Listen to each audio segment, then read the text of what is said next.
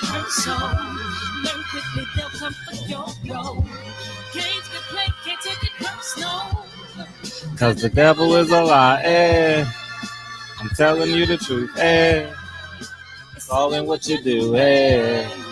Some things you gotta do. Hey. Barbershop conversation, guys. Feel free, hit the subscribe button. We going live tonight, 9 p.m. Pacific Standard Time in the barbershop. We got a hot topic tonight. America moving forward with those two presidential candidates, man. Sergeant Dorsey will be in here, and I'm sure she'll definitely have a lot to say. And as it pertains to the attorney general out of Kentucky wanting to delay delay the findings from the grand jury. But let's talk about this, man. Jay-Z said, "What more can I say? I'll always be proven right, man. Quarantine and Black Lives Matter has proven me arguably one of the biggest assets to the sport of boxing as it pertains on the media side, as it pertains to the non-contact, right? Definitely not getting in the ring with a fighter. I started this campaign 3 years ago. Everybody said I was hating. Why you tearing down another brother? Terrence Crawford ain't did nothing to you."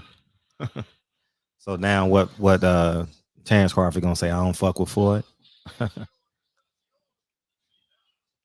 I'm just saying. I'm just asking for a friend. Turn it down a little bit, Link. I'm just asking for a friend. You understand what I'm saying? So for those of you who don't know, Floyd Mayweather is making reference to him buying out of his contract with Bob Arum and Terrence Crawford having the opportunity to leave and or negotiate with other promoters and or betting on himself, yet he chose to stay with Bob Arum. And similar to many fighters, he's not on the schedule. But more importantly, he didn't bet on himself. He didn't take the greatest risks of all, betting on yourself. And it's going to be a humbling experience when Terrence Crawford retired. I just recently saw he turned 33 years old. I don't care how old you are, Father Time never loses. His body's definitely preserved. So I heard. He's never drank, never smoked, etc., etc., etc. And so I'm very interested in Terrence Crawford's thinking because no one's ever had the courage to sit. Well, first of all, he doesn't do interviews with people.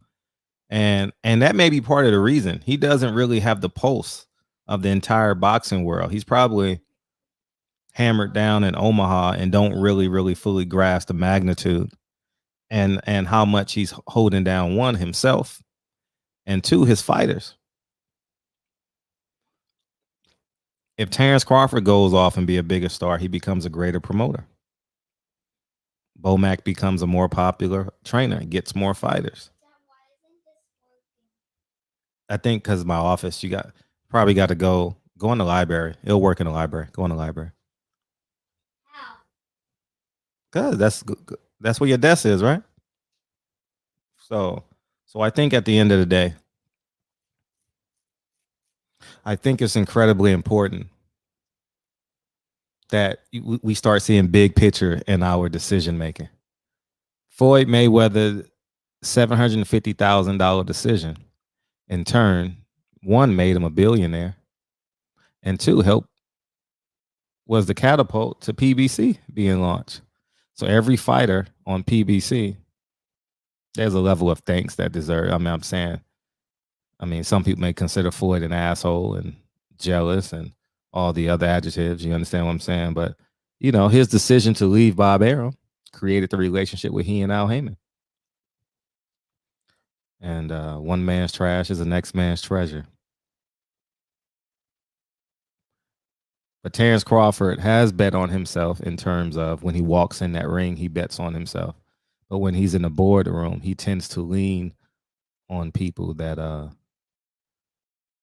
wants to get rich off of him running miles, lifting weights, cutting diets, you know. I don't know, man. I enjoy cutting out the middleman. You know what I mean? I really enjoy that part of my life. I get like that's like that's like the new pussy, cutting out the middleman. You know what I mean? At 19, I had sex with probably the most beautiful woman in the world at the time. So I've been there, done that, you know. And I think yeah, that's the new pussy, man. Cutting the middleman out, man. And just saying no. That's the new right hand. That's the new perfect uppercut. That's the new chokehold. You know, whatever folk, that's the new ribeye, well done. Filet mignon, medium rare. That's the new ish. Cutting the middleman out. Oh man.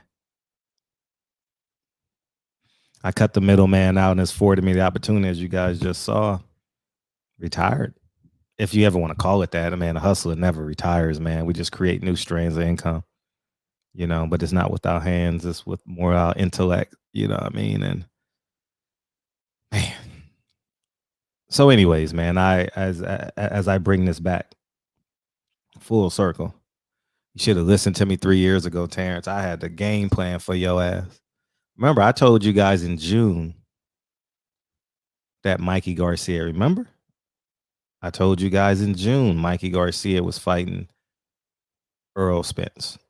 In June, they didn't fight again till March. They didn't announce it till October or November of that year. Y'all remember that shit? And a little birdie told me that, man, if we can get Terrence, we would love to put Terrence in this slot. Terrence Crawford versus Earl Spence in that slot. That's what they wanted.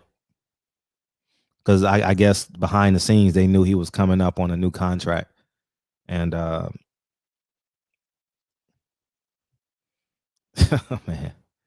man, what a day that would have been. He's happy though. He's happy. He's the king of his castle. He's the lord of his land. Um, and I guess that's most important to him. But he's definitely leaving some food on the table. 4 generations from now, we'll never know. He'll never know. But it's definitely going to affect probably his third and fourth generation by leaving that food on the plate. And I understand that thoroughly. And Floyd Mayweather's right. He gave you the game plan. He gave you the blueprint. He told you who Bob Arum is, was, and will forever be. And yet Terrence Crawford chooses to be led. You know what I mean? And yet Terrence Crawford don't fuck with me. I tried to leave him to the promised land. I thought I was your Moses, Terrence. You know what I'm saying? I've always gave him credit for being a great father, great husband, beautiful black family, beautiful kids. Kids is gonna probably be better than Terrence. Great wrestler, great father. He always spends time with his sister at fights. I watch from a distance. That's it. I have nothing bad. I've never seen a drink in Terrence Crawford's hand. Never in my life.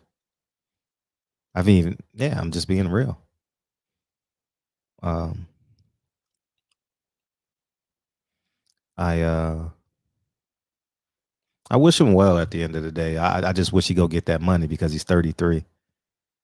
And I don't care how you look at it. The business of boxing is gonna look at you as a 30-year-old and they're gonna leverage that to save them some money on you. So I'm telling you right now, drop your pride. Earl knocks out or defeats Danny Garcia November 22nd. You fly to Dallas, drive to Dallas. I don't know how you get there. And you meet with Earl Spence. Earl Spence, Terrence Crawford has a private meeting. Thank me later on this. Maybe it'll be 10 years from now, 15 years from now. Thank me later. And y'all negotiate the deal. And just be honest with one another. Start the negotiations then. Because, Terrence, the world ain't waiting for nobody. Ain't waiting for nobody. Earl, this world ain't waiting for nobody. Go get your money, man. I think you guys can make $20 million each, minimum, for that fight. Especially Juneteenth, Texas. Juneteenth in Texas, we get Earl Spence, Terrence Crawford. Whew, it's sold out already. Needs no promotion. Yeah, because we got a booster in your library.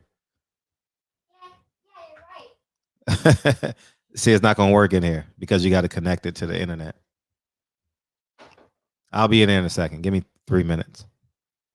And so yeah, man. So I gotta go do homework with my son.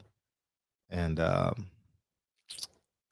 yeah, man, I just want them to win. Juneteenth, Earl Spence, Terrence Crawford. That's the fight that needs to happen. If you don't, you're missing out on a lot of money. And I'm saying it optimistically. Y'all need to bring Al Heyman and Bob Arum to the table. Don't let them bring you to the table. The networks only care about money. That's all. Anyhow, man, barbershop conversations, man. You guys have a splendid day. Terrence Crawford, you better get out the mud in terms of your business. You know what I mean? The world is looking at you like, they ain't going to tell you. No one's ever going to tell you. No one has the courage to tell you that you're leaving food on your plate. Maybe just me and Floyd. Barbershop conversations. Feel free to hit the subscribe button. Talk to you soon.